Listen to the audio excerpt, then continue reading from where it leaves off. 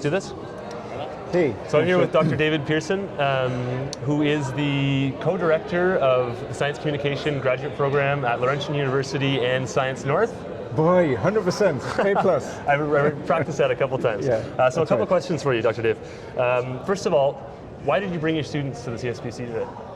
Well, this has been a very rich place for them to listen to some of the leaders in science communication. People like Peter Calamai, who has been a science communicator in modern lingo, but a science journalist for more than 30 years. People like Tim Lougheed, David Secco, who's here from Carleton.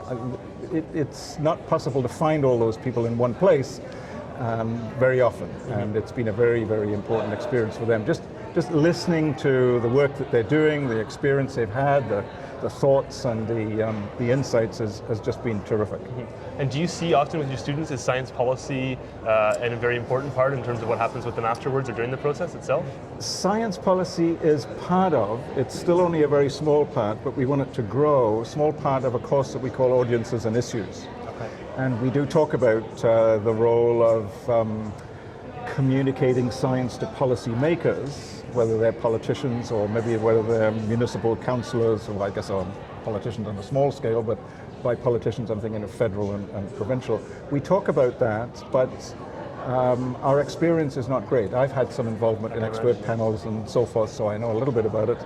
But part of what Chantal and I were doing here was to, in fact, increase our experience and our knowledge and our contacts with people who are in the policy making field or the policy communication field, so that we can improve our courses.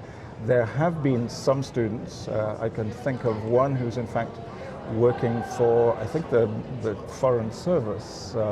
But there have been 2 or 3 out of the 80 odd that we've graduated over the last 8 years who have gone into policy development areas of one kind or another, and that's too small. We want it to be larger. Part of what we want our communicators to be doing, our graduates to be doing, is to be making a difference, to be really influential, and one of the places where we want to increase our representation, if you like, is in the policy making field. So this for us is not just an opportunity for the students, but it's a step for the program. Big goals. Big goals, yes, and we've always been ambitious. I mean, heck, if you're not ambitious, then why are you in the game? Yeah. One final question for you, Dave. Sure. What do you see as a bigger challenge? Do you think communicating science to policymakers or communicating science to the public? Doing that well, which one's more difficult and why? I think that the more difficult one is communicating science to policymakers, largely because there are very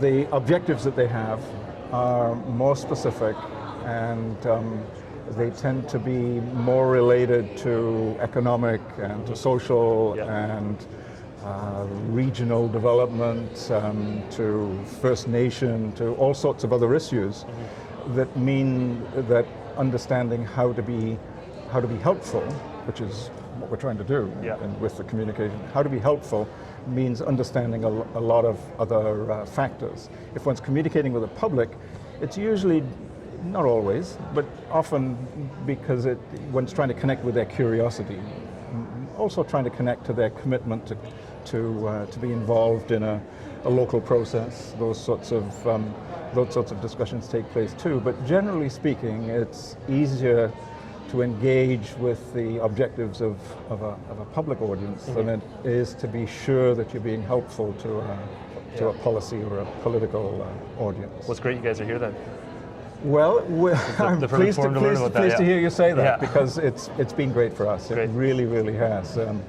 You should go talk to the students and see the energy that there is that's going backwards and forwards between them. It's been a very, very fine experience. Well, thanks for speaking with me, David. Yeah, it's great. Thank you. Thanks a lot.